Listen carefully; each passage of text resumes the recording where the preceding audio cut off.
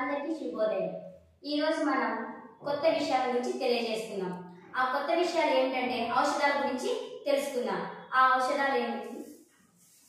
ఈ కరివేపాకు. ఈ కరివేపాకు ద్వారా మనకి ఎన్నో విషయాలు, ఎన్నో అనారోగ్యాలు ఉన్నటువంటి వాటన్నిటికీ కూడా ఉపయోగపడుతుంది. అలాంటి వాటిలో ఏమిటి అని అంటే కంటి చూపు. ఈ కంటి చూపుకి ఈ కరివేపాకు చాలా సహకరిస్తుంది. అదేవిధంగా పుదీనా. ఈ పుదీనా కూడా మనలో ఉన్నటువంటి అనారోగ్యానికి ఉపయోగపడుతుంది. అదేంటంటే మన తిన్న వాటన్నింటినీ కూడా అరిగించే శక్తి ఈ పుదీనాకు ఉంది. అదేవిధంగా అల్లం. ఈ అల్లము మనకి గొంతు మంట కానీ ఏవైనా కానీ రోగాలు ఉన్న వాటన్నింటికి కూడా ఇది ఉపయోగపడుతుంది. అలాగే ఇప్పుడు మనం తెలుసుకునే ఈ చెట్ల ద్వారా, ఈ ఔషధాలన్నింటి ద్వారా ఏమైతే ఉపయోగాలు ఉన్నాయో అదేవిధంగా ఒక వేప చెట్టు ద్వారా, ఈ వేప చెట్టు ద్వారా ఎన్నో సర్వ నివారణ రోగాలకి దీనిలో మందు ఉంది. అది ఎలా అనేది మనం ఇప్పుడు తెలియజేస్తున్నాం. మనం ఇప్పుడు వేప చెట్టు గురించి తెలుసుకుందాం.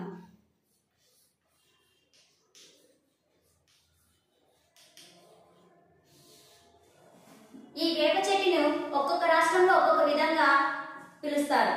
అది మనం తెలుగులో వేప చెట్టు అని,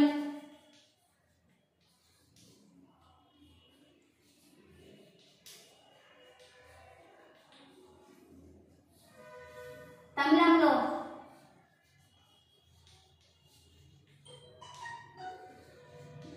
వెబ్బమని, సంస్కృతంలో నింబ అని,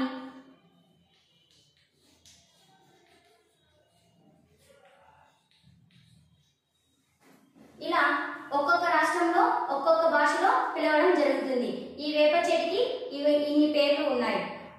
అంతేకాకుండా ప్రతి అణువులోనూ ఈ వేప చెట్టు వేరు నుంచి మొదటి నుంచి ప్రతి ఒక్క కొమ్మకు, రెమ్మకు, ప్రతి ఒక్క దానిలోనూ ప్రతి ఒక్క యూజ్ ఉంది, ఉపయోగాలు ఉన్నాయి. అవి ఏమిటనేది మనం ఇప్పుడు తెలుసుకుందాం.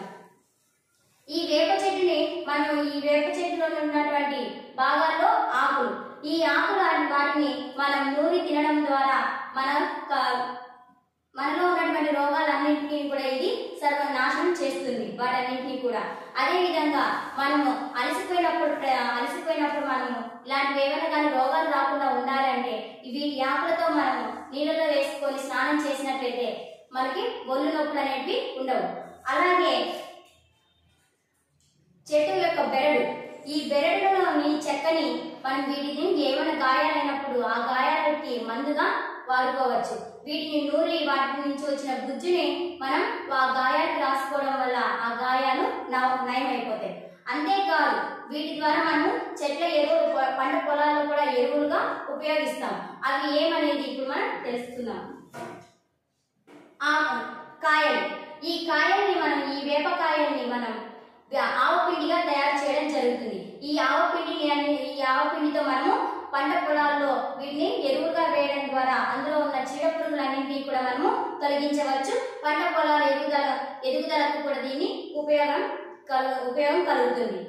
అలాగే మనం ఇంతకు ముందు పూర్వకాలంలో ఎక్కువగా బ్రష్లు అలాంటివి ఏమి కూడా మనకి లేని సమయంలో ఇవి వేప యొక్క రెబ్బల్ని మనం యూజ్ చేసేవాళ్ళం. వీటి ద్వారా మనం పళ్ళు తోముకోవడం వల్ల ఈ పళ్ళలో ఉన్నటువంటి మన చిగుళ్ళలో ఉన్నటువంటి ఏవైనా జమ్స్ రోగాలన్నింటినీ కూడా ఇది నయం చేస్తుంది. అంతేకాదు మనకి రక్తస్రావం అనేది జరుగుతూ ఉంటుంది పళ్ళల్లో. ఆ రక్తస్రావం వల్ల రాకుండా ఉండడానికి కూడా ఈ వేప యొక్క రెబ్బలు ఉపయోగపడతాయి. కాబట్టి మనం వీటితో బ్రషింగ్ చేస్తాం. అలాగే ఈ చెట్ల నుంచి మనకి ఈ వేప చెట్టు నుంచి ఎన్నో రకాలుగా, ఎన్నో విధాలుగా ఎన్నెన్నో సబ్బులు తయారు చేస్తున్నారు. అదే విధంగా షాంపూలు తయారు చేస్తున్నారు. వీటినే కాదు ఇంకా వీటి ద్వారా మనము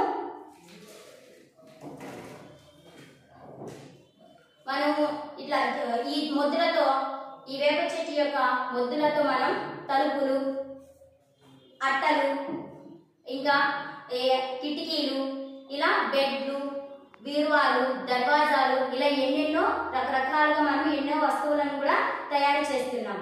వీటి ద్వారా ప్రతి ఒక్క భాగము కూడా ఈ వేప చెట్టులో మనకి ఔషధమే ఉంది.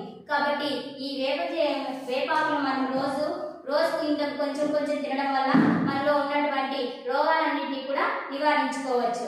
ఈ వేప చెట్టు కింద పగటి పూట ఎవరైతే నిద్రపోతారో వారికి 100% బ్రతికే అవకాశాలు చాలా ఎక్కువగా ఉంటాయి. ఈ రోజు మనం తెలుసుకున్నటువంటి ఈ విషయాలు